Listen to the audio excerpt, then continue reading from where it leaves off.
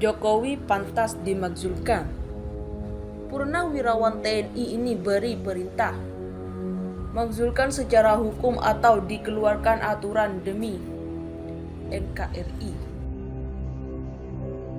Jangan ikuti pemimpin yang lagi linglung.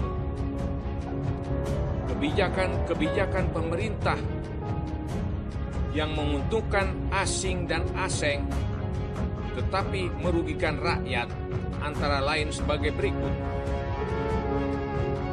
Kebijakan Undang-Undang Omnibus Law, Undang-Undang Minerba, Undang-Undang Covid, Undang-Undang Pelemahan KPK, RUU BPIP, RUU HIP, hobi numpuk utang.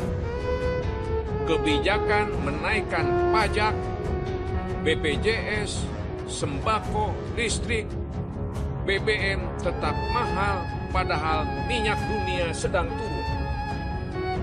Artinya sedang berjuang untuk meningkatkan kesejahteraan rakyat, kesejahteraan aparat hukum, aparat keamanan, aparat pertahanan, dan kesejahteraan anak cucu kita. Kenapa kalian membela kepentingan asing, aseng yang berideologi kapitalisme, liberalisme, sekulerisme, dan neokomunisme? Jadi Jokowi itu sudah melanggar sumpah jabatan. Sumpah jabatan itu presiden harus mengatakan sebenar-benarnya, sejujur-jujurnya, melaksanakan undang-undang dasar dan undang-undang seluruh-seluruhnya. Tetapi dia telah melakukan pelanggaran. Seharusnya MPR sesuai dengan undang-undang dasar melakukan impeachment terhadap Jokowi. Tetapi karena MPR terdiri dari partai-partai pendukung Jokowi, maka dilakukan pembiaran. Sehingga Jokowi tidak diimpeach berlarut. Karena itu rakyat berhak menuntut Jokowi mundur, termasuk saya. Majen Par Deddy Budiman, Jokowi pantas dimakzulkan secara prosedur hukum atau di luar aturan hukum. Knews.id. Presiden Joko Widodo atau Jokowi diduga melanggar konstitusi sehingga layak dimakzulkan melalui prosedur hukum. Pak Jokowi sebagai presiden pemenang pantas untuk dimakzulkan, baik sesuai prosedur hukum atau di luar prosedur hukum, kata Dewan Pakar Bidang Pertanahan Budiman dalam pernyataan kepada suaranasional.com Rabu 27 April.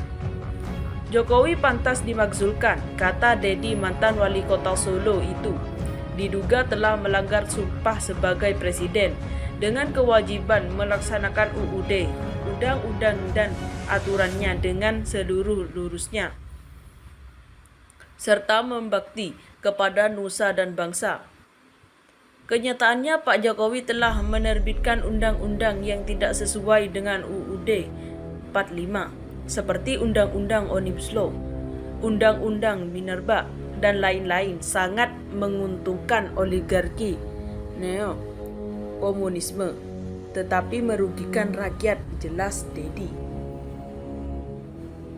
Jokowi sebagai presiden telah menghubungkan dan bekerja sama dengan RRC yang mengideologi komunisme. Kenyataannya Pak Jokowi diduga telah dan sedang melakukan pengkhianatan terhadap negara, sedang merupaya merubah Pancasila menjadi Trisila dan Ekasila melalui RUU BPIP atau HIP.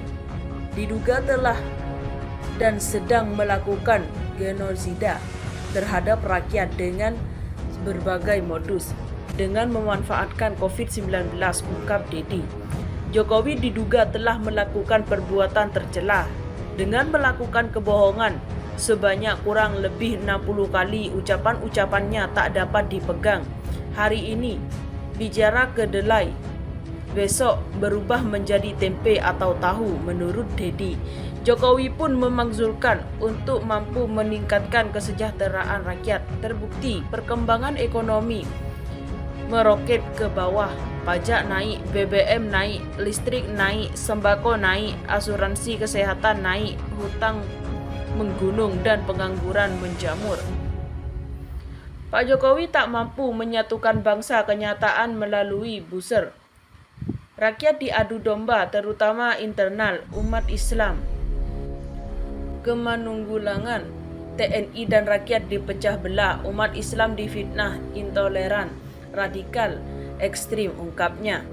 Melalui oknum-oknum aparat, umat selain oposisi dan kritis dijadikan musuh negara, diskriminalisasi, dipersekusi, bahkan dibunuh dengan alasan terkait terorisme. Pak Jokowi tak mampu mengelola NKRI dan mampu meningkatkan kesejahteraan dan keselamatan rakyat, tak mampu menyelamatkan kedaulatan dan keutuhan NKRI yang berdasarkan nilai-nilai luhur Pancasila dan pembukaan UUD 45 dari ancaman oligarki neokomunisme, pungkasnya. Terima kasih telah kunjungi channel ini. Kami hanyalah sebatas menginformasikan, Andalah yang memutuskan.